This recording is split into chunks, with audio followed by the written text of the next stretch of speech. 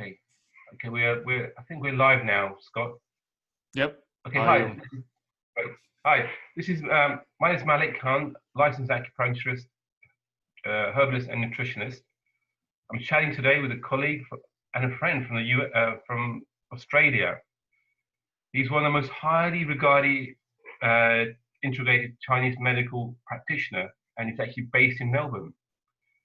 Dr. Scott Ling, who's a chief medical practitioner and acupuncturist. Welcome, Dr. Ling. Hi, Malik. Thanks for inviting me to join you for this chat about Chinese medicine or anything about acupuncture, Chinese medicine. Great stuff, thanks. So, I know you have extensive experience, Scott, in various sort of fields. What made you choose TCM? You know, how long have you been doing it? Well, it's a long story. I started probably 15 years ago. I studied in Shanghai, TCM universities. I started in 1998. I think it's my year one. I was quite young at the time. I was 17. And when I graduated, like 2003, it would be like I'm 22, 23 years old. So I think it's quite long ago, like almost 20 years, when I was quite young and I started year one in TCM and went to Shanghai from Malaysia. So originally from Malaysia, like the Borneo Island, which is quite a remote rainforest. And my father have an idea that one day that he recommended me to study Chinese medicine. So when I finished high school, I say, yes, I'll go. And yeah, from there, I just went to Shanghai at the age of 17. And ever since that, I become a Chinese medicine practitioner and acupuncturist. Yeah, lovely. So yeah, interesting from a very young age. So you've done really nothing else but Chinese medicine. That's brilliant. Yeah. I think this is my first career, and I just keep doing until today. It's like 20 years from, I exposed to Chinese medicine education from 17 years old until now. So that is, sounds like a really long time. But yeah, I don't regret it. I learn it more and more every single day. I love it. And I try to use in Chinese medicine, not only technique, but philosophy, try to help people on a day-to-day basis. And if I can, make a different or impact on the person's life or health, the journey, I think that is really rewarding. And I think it's make a big difference in the society. Yeah, I mean, I noticed also that, I mean, I think you live and breathe this sort of stuff. Because I know when I was 22, I was doing many other things. Okay, and it's only sort of, many years later, I got into TCM medicine. But I know also you help a lot of other acupuncturists to raise the bar in TCM field as well. So I think you're very genuine in the sense that you really want to help. There's some people say, I want to help, but in reality, you look at what they don't really care, they don't really mean it that much. But you arrange a lot of seminars as well to bring up the training and the techniques and skills in the TCM community generally. And that can't be sort of like, money making or profitable. And it's a lot of hard work behind the scenes. To organize an event, I'm sure it's a lot of time, a lot of effort, and very little reward in terms of financial gain. So when you say you live and breathe and you love the stuff, it shows in your works you do. So that's brilliant. Yeah, great. I know you specialize in a number of conditions because TCM medicine can do a lot of things. What's your you do neurological conditions, Yes. treatment neurological conditions and paediatric as well. Do you find that those two things come together? A patient will have both sort of, you have a lot of children basically with those conditions. Yes, exactly. So actually, I just started more and more interest in neurological condition and neuroscience like 3 years ago, 3 to 4 years ago, when I met a man called Dr. Minqin Zhu, that I started the Zhu Scar acupuncture training with him.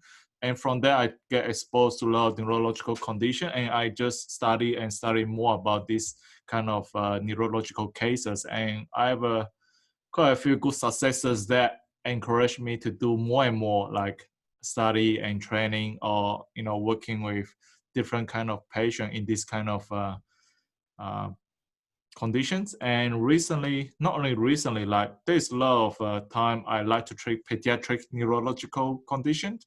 So because I find that the kids, the babies, the toddlers, they respond particularly well to not only the scalp acupuncture, to acupuncture in general.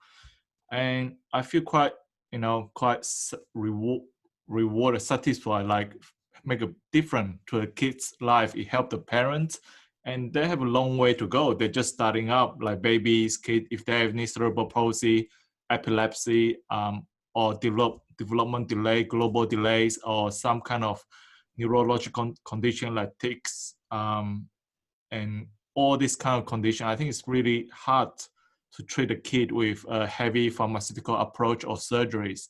So this is the area that in Western medicine that is not many kind of really effective solution, or solution that is really not going to cause too much side effect on them, because they're very young life, just starting up. So it's not like we all grown up, our liver is a lot stronger compared to babies, or 2 or 3 years old. So if we can use very holistic or non-invasive way to help a life to become more normal and better from the day-to-day basis, and showing the difference, it's going to make a big difference when this kid become 18 or 20 years old.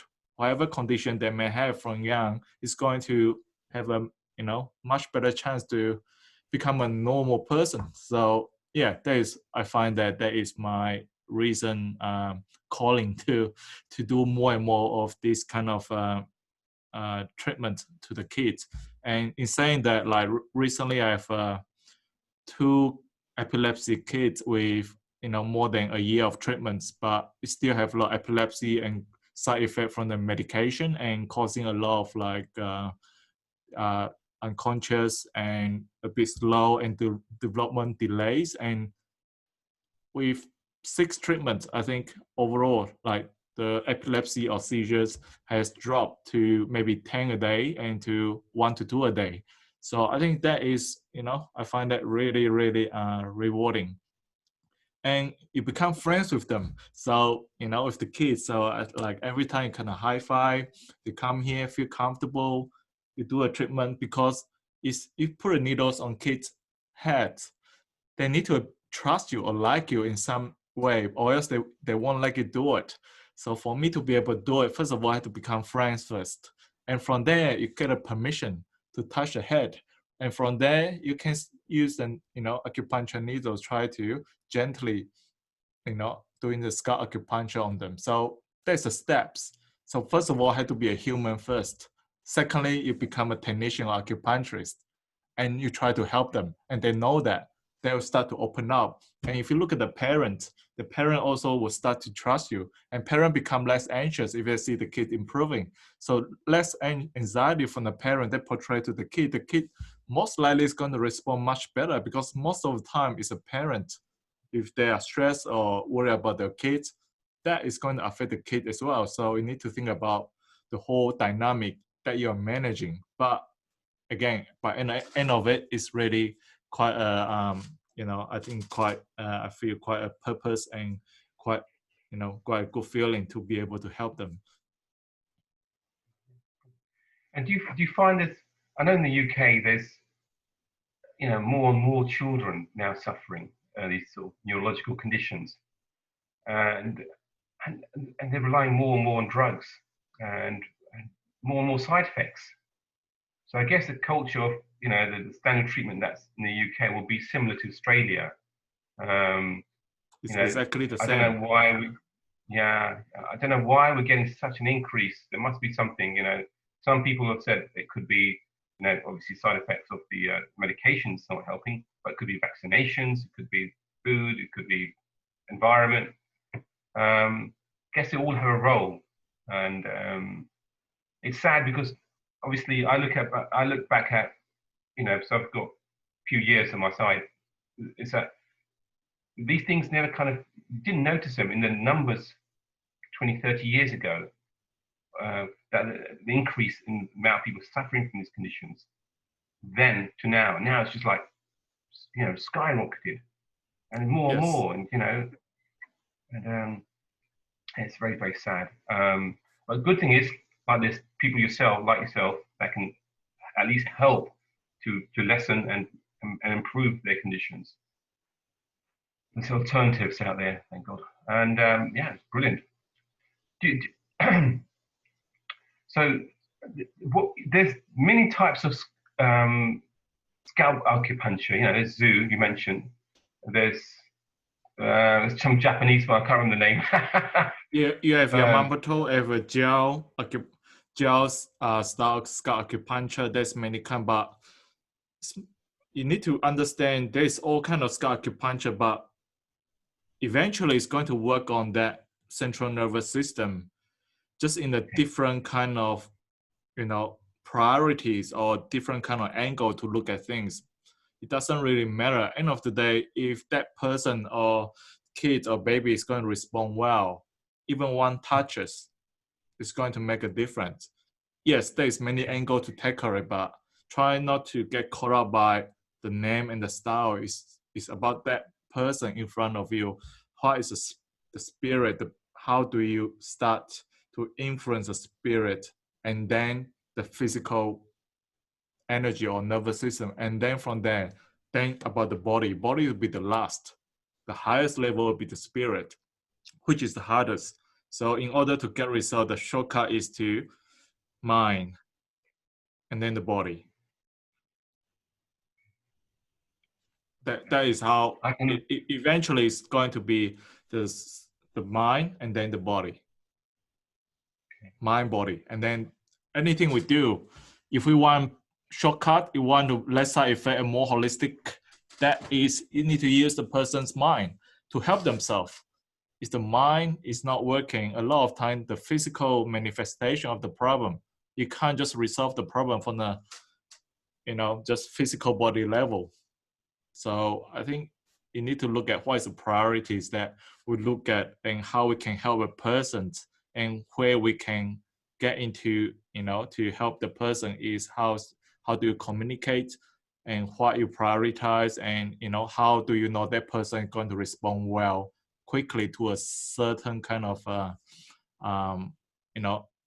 dimension. So yeah, I think it's come down to the skill to be able to analyze all that quickly and then provide a treatment.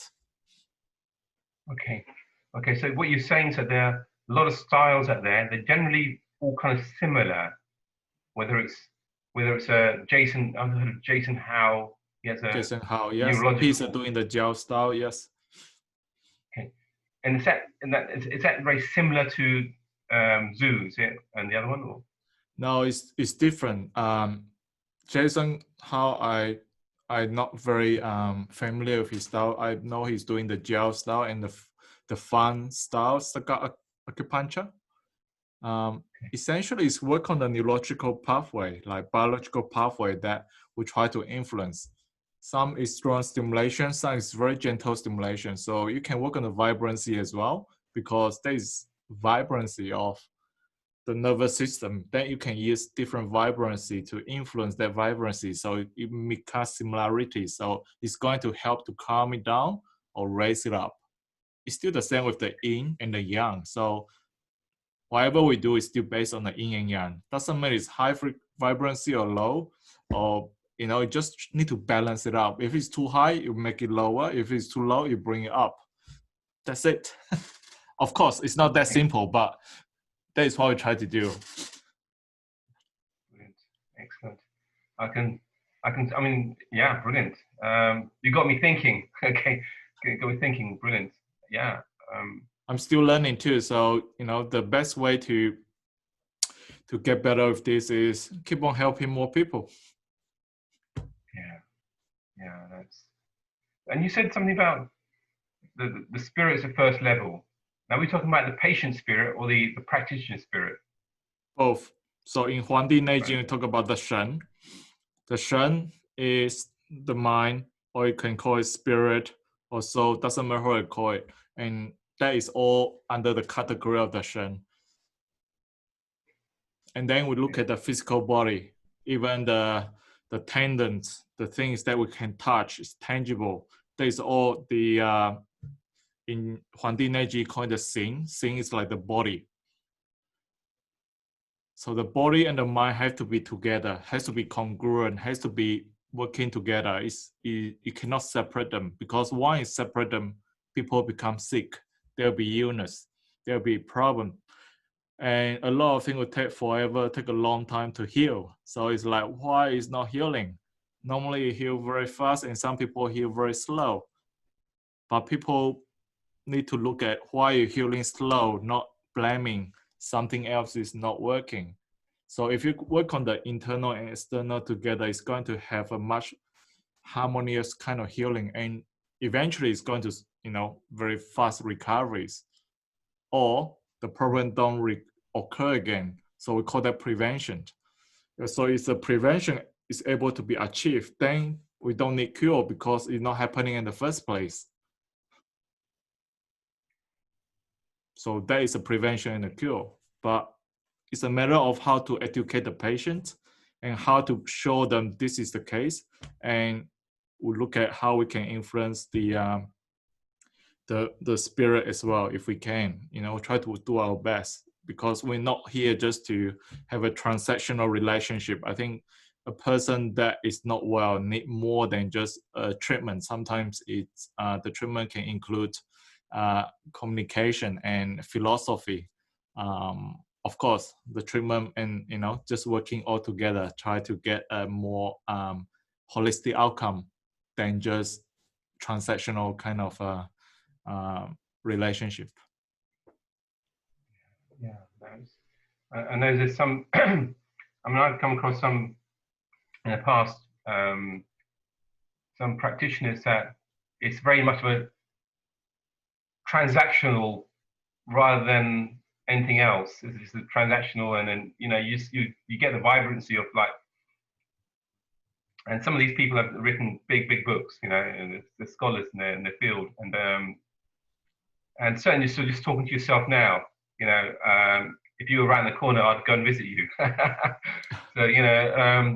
So yeah, it's brilliant. I mean, I'm sure anybody listening with a child as a condition, if they don't go and see you first, well, they better see you afterwards, after seeing someone else, because I think they'll get good results with yourself. I think unfortunately with the most of the time the parent or the child has they already been to the neurologist or pediatrician neurologist or physio before they think about acupuncture, because it's not really the first thing that they go and to see and seek help. And there'll be word of mouth, there'll be a group, Facebook group like cerebral palsy. There's be word of mouth. My kids is doing the acupuncture, and then it help improvement and tell the other parents. Then they'll want to come in to try. I think it's going to be a slow process because it's not the first resort. It's always, unfortunately, it's the last resort.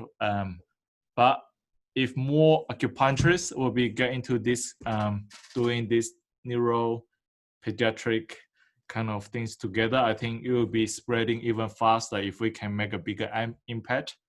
But if 1%, 2% is doing it, I think it's going to be a very slow process. True, absolutely. Okay, yeah, brilliant. So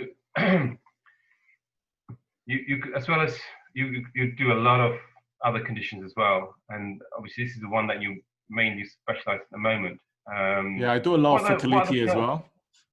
Fertility as well, okay. And what are the main ones do you get a lot of calls for in your clinic? Sorry? what other conditions do people come mainly for you in your clinic? What is the condition? Yeah, I other see a lot of conditions. fertility patients and neurological patients. There'll be some cancer patient that here for chemo support, remission, help them to stay in remission, and also some palliative care as well with like cancer pain, or we try to help them to have less suffering, because if the oncologist said there's no more treatment, you have to 6 months to live, we have done the chemo and everything, but there is still some like suffering, like cancer pain or other emotion or physical problems. So we try to use acupuncture and Chinese herbs to help them to manage that. That is one thing, and of course we get a lot of musculoskeletal and pain and digestion, women's health, hormones, all kinds. So it can be quite broad.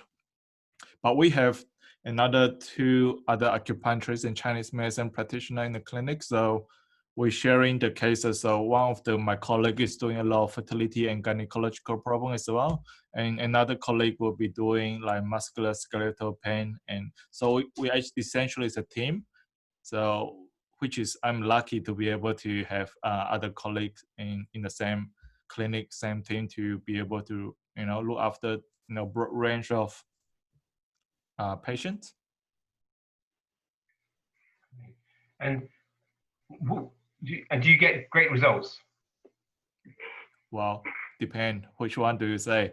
Great result means by do they not getting worse, or everyone just cured, or someone just have aha moment and they can look after their health and don't have to come back. That is good result too. Yeah. So it just depends on when you get good result. I would say we're making a very good impact, very big impact in our community. So like I said just now, if someone just know how to not to get sick and not to let the condition come back, I think it's a good result too.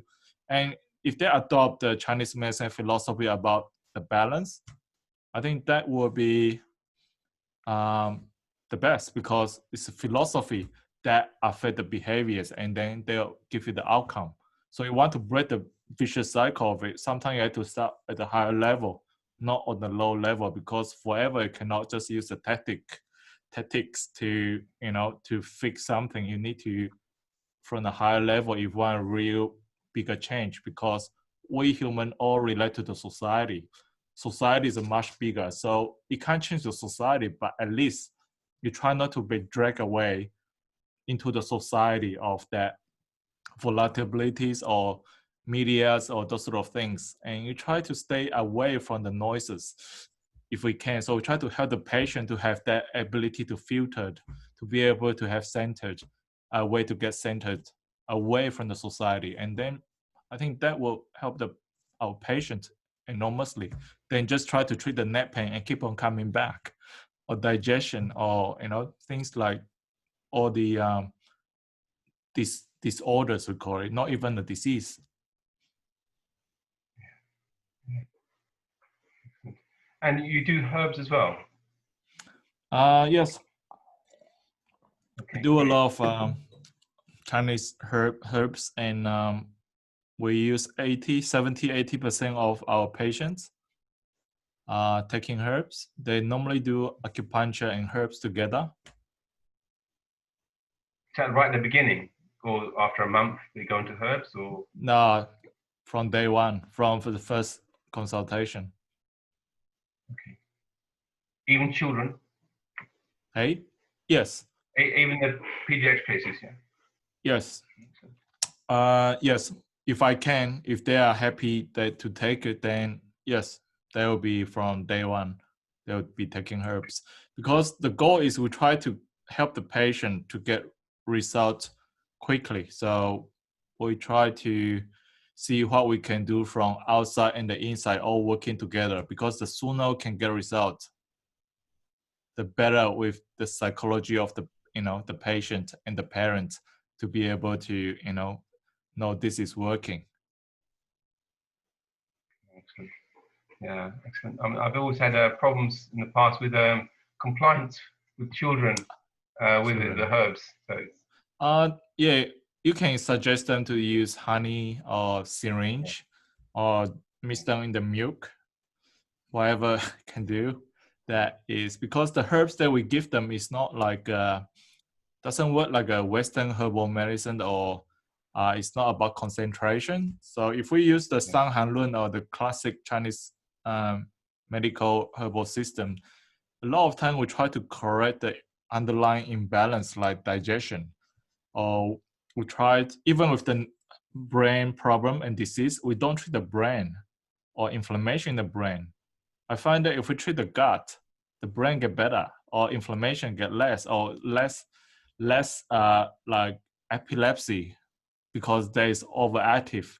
But you don't treat the head, you treat the gut. There's many ways to do it. This is only one example, but you don't have to keep going to the head because they have so many drugs in the head. Why do you keep competing with the drug? No, you don't do that. You just go somewhere else, try to eliminate, try to do something else from the lower stream of river, not upper stream, because they're so busy out there. Everyone want to give something. Then you go somewhere else, because if we can help the irrigation, even we are doing a very grassroots job, not very fancy, but it's going to help the quality of life of that kid or that person. That's it. Don't go to the busy area because all the doctors is giving drug supplements or someone doing something. We try to do, they are not doing. And then if they can get result, then we do something a bit more humble, no problem. As long as we can help the person. I don't mind to be the humble person, humble way of helping. Sometimes it's better because it's, just like we'll go for a long way because it's just a fundamental of a human. We don't go with very complex terminologies, research this and that. No, something we just do the fundamental. Just have to be able to go to toilet every day, just for example. Nothing much. If you help, amazing. Why not? Yeah. I think this is what you just said, improving the quality of life. The words from you said, and that's I think anybody visiting your clinic, that's what they'll get. They'll get an improvement in their quality of life. Now, so yeah, people in Melbourne must be very lucky to have you there, and yeah, amazing. So if someone wants to contact you, Scott, what do they do? Where do they get information about contacting your clinic? They can visit the website. It's www.sustainhealth.com.au. And from there, you can go to the website and their phone number is on there. There's online bookings. There's online inquiries, the email, the booking form, everything. So there's many ways to get in contact. Okay, great stuff. Excellent. And I guess what can they expect when they contact you? Do they come for an initial exam or consultation or what? And how long does that last? Normally we do an initial consultation, so it will be 60 minutes, an hour, and the return will be half an hour. But for the kids, they will be a bit different because depending what they're coming for. Initial can be a bit shorter, 45 minutes, and return will be a bit shorter because the kid won't lie down and on the treatment table for you. They'll be running, pushing the chair everywhere. So we do the needles and then they will be moving around. So they won't be lying down and do the meditation for you. They will just keep on, just playing and doing. So which is fine because I do a lot of scalp. They can just go out and do their things. A lot of time we leave the needles in so because the result will be better. So we try to leave the needles in, the parent take it home and, take it out before they go to sleep or before they shower. Brilliant. Okay, excellent. Well, we're going to wrap this up now. Scott, it's been amazing talking to yourself. I've certainly learned a lot. You're not like other acupuncturists. You've got more of a deeper insight into things. And so it's a refreshing change. And anybody listening to this, can contact you at the website you mentioned, Sustain Health. Sustain Health. Okay. Yeah, brilliant. And yeah, thank you very much. Pleasure talking to you, and I hope we can do this again at another time. Thanks, Malik. Thanks for having me. We'll catch up next time. Sure. Okay, I'm just going to